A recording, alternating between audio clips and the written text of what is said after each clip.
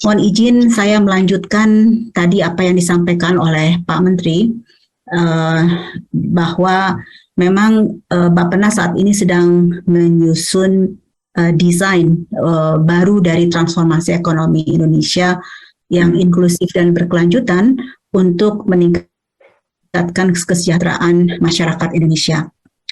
Tentunya ekonomi Indonesia harus tumbuh tinggi untuk mengembalikan pada trajektori PDB sebelum krisis. Hasil hitungan kami di Bappenas, Bapak dan Ibu, dengan pertumbuhan rata-rata 6%, maka kita baru bisa mengembalikan pada trajektori PDB tanpa krisis itu kira-kira di tahun 2029. Jadi yang biru itu adalah trajektori PDB tanpa krisis, sementara yang warna oranye ini adalah trajektori dengan adanya krisis COVID 2020 dan 2021. Tentunya tadi juga Pak Menteri sudah menyampaikan tanpa transformasi ekonomi, maka sulit rasanya Indonesia untuk lepas dari middle income trap. Dengan hanya rata-rata pertumbuhan 5%, maka Indonesia tidak akan bisa mencapai negara berpendapatan tinggi sebelum 2045. Bahkan sampai tahun 2045 pun kita masih menjadi negara berpendapatan menengah atau middle income country. Tanpa redesign transformasi ekonomi pun kami melihat bahwa kita akan disalib oleh Filipina pada tahun 2037 kalau kita hanya tumbuh 5%, dan ada kemungkinan juga kita akan disalib oleh Filipina pada tahun 2037 dan Vietnam di tahun 2043. Padahal kita tahu bahwa Vietnam pendapatan per kapitanya saat ini juga masih di bawah Indonesia sebenarnya. Tapi kalau kita rata-rata pertumbuhannya hanya berpuas diri di 5%, ini kita akan posisinya di ASEAN pun akan tertinggal dan bahkan tidak bisa membawa Indonesia lepas dari middle income trap. Mengapa? Karena Vietnam dan Filipina dalam rata-rata 10 tahun ini selalu tumbuh di atas 6%. Contoh di periode 2010 sampai 2019, di kala Indonesia tumbuh 5,4%, Vietnam mampu tumbuh 6,5% dan Filipina tumbuh 6,4%. Di rata-rata di periode 2015 sampai 2019, di saat rata-rata pertumbuhan ekonomi Indonesia hanya pada kisaran 5,0%, sementara Vietnam bisa tumbuh dengan rata-rata 6,9% dan Filipina dapat tumbuh pada kisaran 6,6%. Jadi ini salah satu argumentasi bahwa jika mereka terus tumbuh di atas 6% dan kita tidak bisa mempercepat ataupun mengakselerasi pertumbuhan ekonomi kita, maka suatu saat kita akan disalib oleh kedua negara ini. Selanjutnya adalah bahwa redesign dari transformasi ekonomi pasca COVID ini menurut kami di Bappenas sangat urgent karena transformasi ekonomi ini dibutuhkan untuk mengembalikan tingkat kemiskinan di bawah 1 digit dan segera mengeluarkan penduduk Indonesia dari rentan kemiskinan bahkan menghilangkan extreme poverty. Di pandemi COVID-19 ini telah menyebabkan tingkat kemiskinan kembali ke level 2 digit. Saat ini 140 juta atau 53% penduduk Indonesia masih berada pada kelompok rentan miskin yang jauh lebih tinggi dibandingkan dengan Malaysia dan Thailand, yang Thailand 8,4%, Malaysia 3,7%. Sehingga kalau masih banyak penduduk Indonesia yang berada pada kelompok rentan miskin, ini sangat rentan untuk jatuh kembali ke jurang kemiskinan jika ada shock ataupun goncangan dari perekonomian di masa depan nantinya.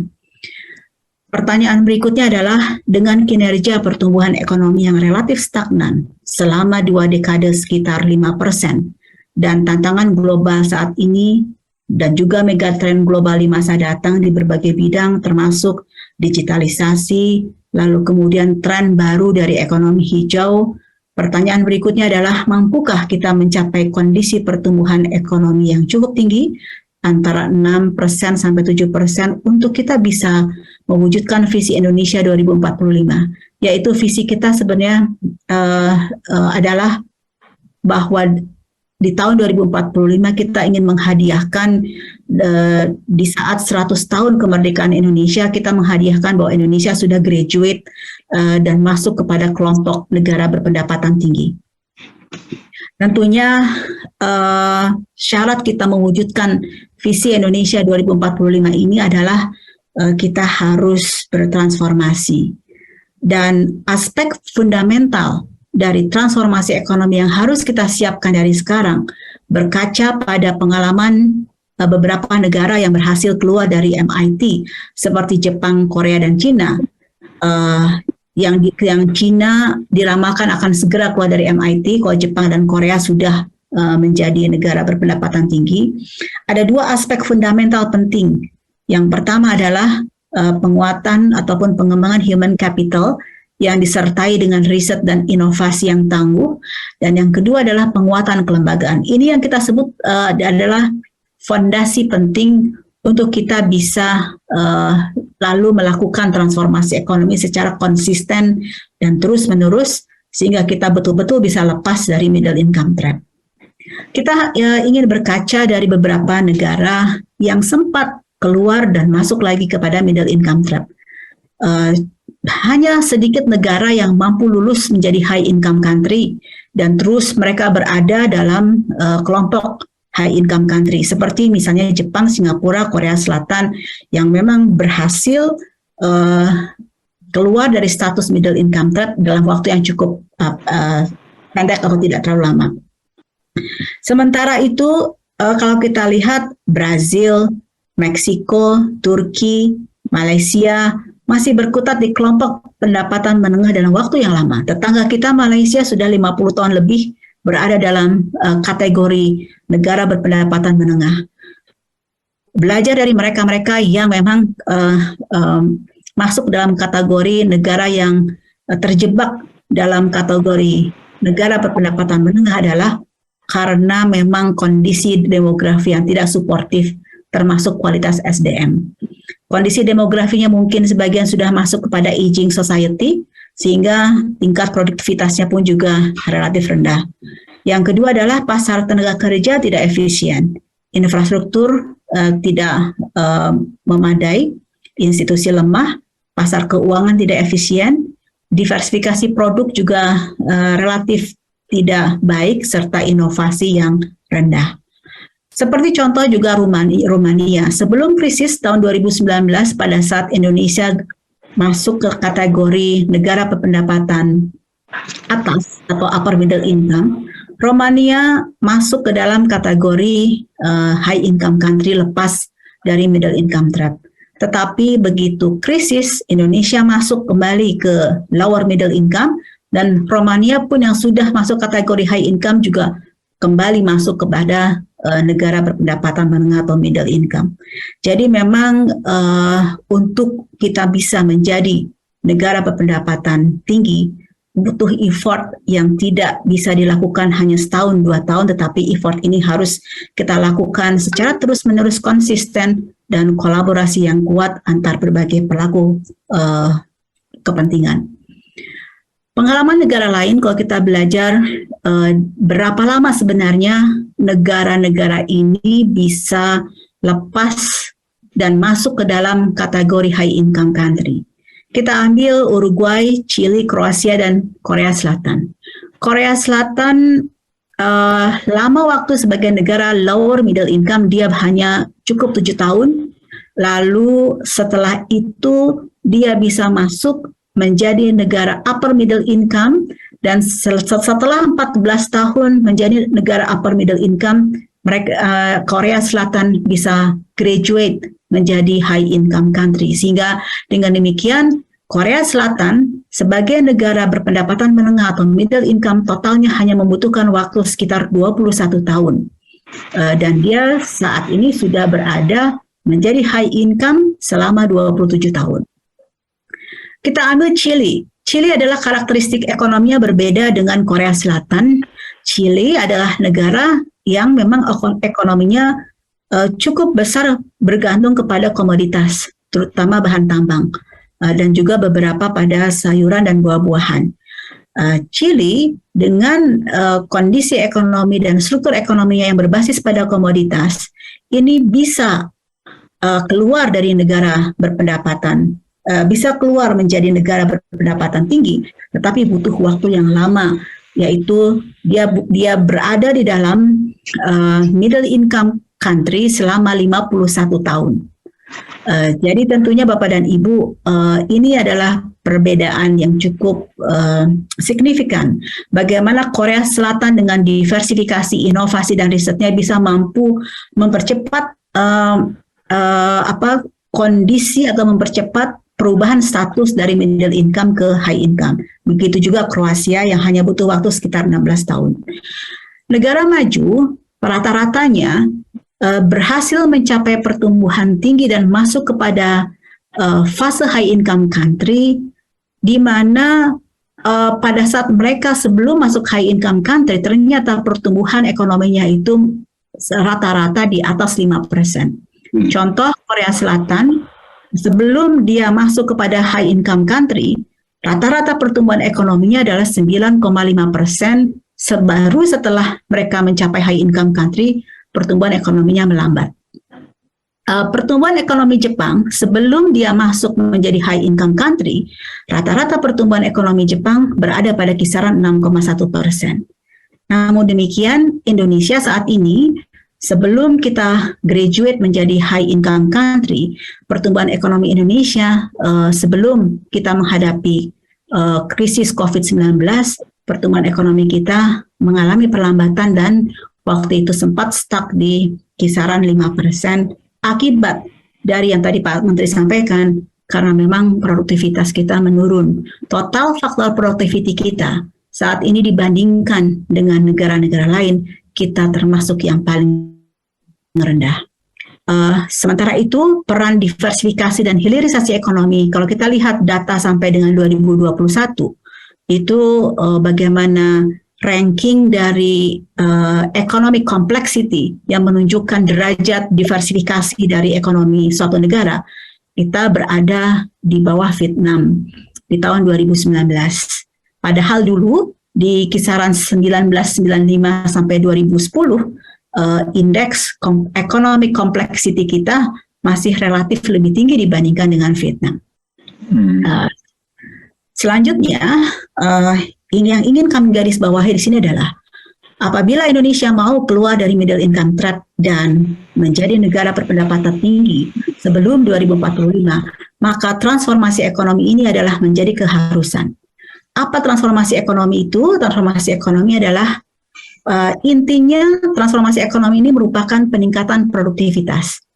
Bisa yang pertama peningkatan produktivitas karena kita memindahkan atau yang kita sebut dengan structural reform, structural transformation, yaitu merubah struktur dari ekonomi kita, kita menggeser struktur dari ekonomi yang berbasis komoditas, kita pindahkan kepada sektor-sektor yang bernilai tambah lebih tinggi, di mana nanti kita bisa memindahkan tenaga kerja dari yang sektor berbasis komoditas, kita geser menjadi tenaga kerja yang bisa lebih berkontribusi pada sektor-sektor yang lebih produktif, yang bisa menghasilkan nilai tambah yang lebih tinggi. Itu cara pertama. Cara kedua untuk meningkatkan produktivitas adalah bisa juga kita meningkatkan produktivitas di dalam sektor itu tersendiri. Misalnya contoh realokasi sumber daya dari perusahaan yang tidak produktif menjadi realokasi pada perusahaan-perusahaan pertanian yang relatif lebih produktif di dalam sektor yang sama. Jadi artinya sekali lagi transformasi ekonomi adalah peningkatan produktivitas, bisa dengan menggeser struktur perekonomian, dan juga kita bisa lakukan secara paralel meningkatkan produktivitas di dalam masing-masing sektor yang kita miliki. Dan intinya dengan demikian nantinya adalah kita ingin meningkatkan dan mengembalikan level dari total faktor productivity kita agar kita bisa lebih tinggi dari negara-negara tetangga kita. Indonesia sebenarnya berpotensi untuk keluar dari middle income trap karena demografi Indonesia saat ini sangat suportif karena kita masih dalam periode bonus demografi. Yang kedua, Indonesia punya peluang untuk naik kelas, modal kita juga cukup besar, kita punya natural capital yang kita bisa olah, dan juga kita juga memiliki SDM yang bisa kita didik dan kita tingkatkan kualitasnya, infrastruktur juga sudah mulai membaik, dan stabilitas ekonomi politik yang cukup kondusif. Artinya yang perlu kita sama-sama pahami adalah momentum bonus demografi yang saat ini sedang kita dalam fase bonus demografi saat ini menjadi momentum untuk kita bisa melakukan akselerasi dari pertumbuhan ekonomi. Indonesia diperkirakan akan mencapai akhir bonus demografi itu di tahun 2037, pada saat nanti kita sudah kembali ke tingkat dependency ratio-nya kembali ke angka 50%. Nah, sebelum 2037 ini sebenarnya momentum yang pas untuk kita bisa melakukan akselerasi dari pertumbuhan ekonomi. Seperti juga yang dilakukan oleh Chili. Chili juga mendorong pertumbuhan ekonominya pada saat di dalam periode bonus demografi, dan kemudian mereka bisa keluar dari middle income trap karena salah satunya adalah meningkatkan produktivitas dengan memanfaatkan momentum bonus demografi. Artinya pemanfaatan bonus demografi ini merupakan kunci untuk mempercepat pertumbuhan ekonomi kita, tetapi tentunya SDM yang kita miliki ini harus betul-betul ditata, kemudian didorong kualitas dan produktivitasnya.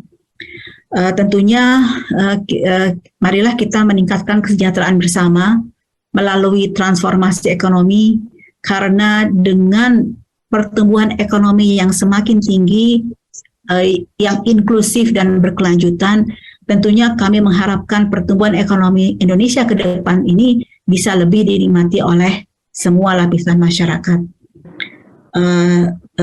Kondisi yang ideal adalah pojok kanan atas, yaitu inclusive growth. Kita tidak mau growth without inclusion, apalagi kita juga tidak mau no growth, no inclusion. Yang kita inginkan adalah growth with inclusiveness and sustainability. Dan tentunya kami sebagai lembaga perencanaan saat ini sedang mengorkestrasikan transformasi ekonomi Indonesia, menyusun redesign dari transformasi ekonomi Indonesia yang masih berjalan saat ini. Dan kami sudah menyusun 6 strategi besar dari transformasi ekonomi yang inklusif dan berkelanjutan yang tadi juga sempat sudah dipaparkan oleh Pak Menteri, di mana ke-6 strategi ini adalah game changer kita untuk menuju visi Indonesia 2045. Strategi pertama adalah SDM berdaya saing dan sejahtera. Yang kedua, produktivitas sektor ekonomi, termasuk di dalamnya adalah desain ulang dari industrialisasi, produktivitas UMKM, memodernisasi pertanian termasuk pertanian organik di dalamnya, serta blue economy. Kemudian tentunya ini semua harus didorong karena kita mau berkelanjutan, pasti perlu ada strategi dari ekonomi hijau di dalamnya, termasuk penerapan ekonomi sirkular, transisi energi, dan ekonomi rendah karbon. Dan transformasi digital tentunya perlu kita dorong dan kita manfaatkan, bukan hanya sekedar membangun infrastruktur digital, tapi juga harus ada pengembangan dan pemanfaatan dari digital kita.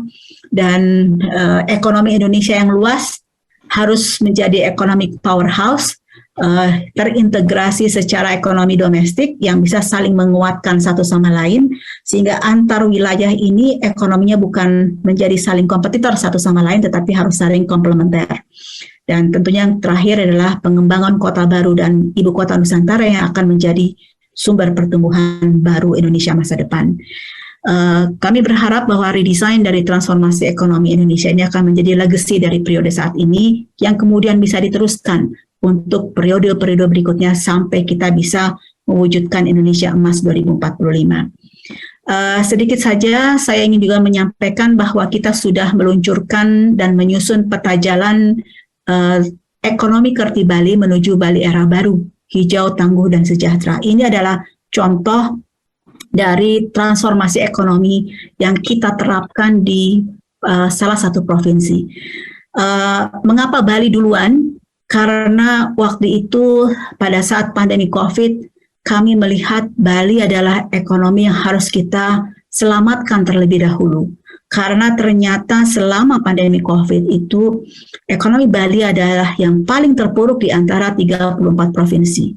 Di saat ekonomi nasional dan ekonomi provinsi lain tumbuh terkontraksi di sekitar -3 sampai -5%, Bali terkontraksi sebesar -9,9%. Dan di tahun 2021 pada saat sebagian besar ekonomi di Indonesia sudah mencatatkan pertumbuhan positif, Bali adalah provinsi yang masih mengalami pertumbuhan negatif. Sehingga dengan demikian kita melihat bahwa Bali adalah Bali adalah provinsi yang ekonominya paling rentan terhadap gejolak maupun goncangan eksternal. Dan oleh sebab itu pada tahun lalu kami segera menyusun roadmap dari transformasi ekonomi Kerti Bali bersama-sama dengan Provinsi Bali tentunya, dan ini diluncurkan oleh Pak Presiden tanggal 3 Desember 2021 di Bali, dan sekitar bulan lalu juga di sela-sela acara G20 kami melakukan acara side event untuk menunjukkan bahwa kita punya roadmap Bali Economic Transformation untuk menuju Bali New Era yang green, resilient, and prosperous. Dan saat ini implementasi dari transformasi ekonomi Bali sudah berjalan. Yang tadi contoh-contoh yang tadi Pak Menteri sampaikan. Kami juga ingin 2 slide lagi, boleh izin Pak? Ya, boleh. 2 slide lagi ya. Ya, oke. Dan yang ingin kami sampaikan adalah pada saat kita menyusun transformasi ekonomi Bali, tentunya ini adalah ekonomi yang unik dengan budaya yang kental dan punya kearifan lokal yang sangat potensial. Nah, oleh sebab itu, pada saat kita menyusun 6 strategi transformasi ekonomi Bali, kami berlandaskan pada 6 kearifan lokal yang disebut dengan kearifan lokal Satkerti. Artinya, pada saat kami menyusun strategi transformasi ekonomi Bali, kita tidak meninggalkan kearifan lokal, bahkan kita mendorong bagaimana kearifan lokal itu menjadi potensi besar yang bisa mendorong Bali menuju Bali era baru.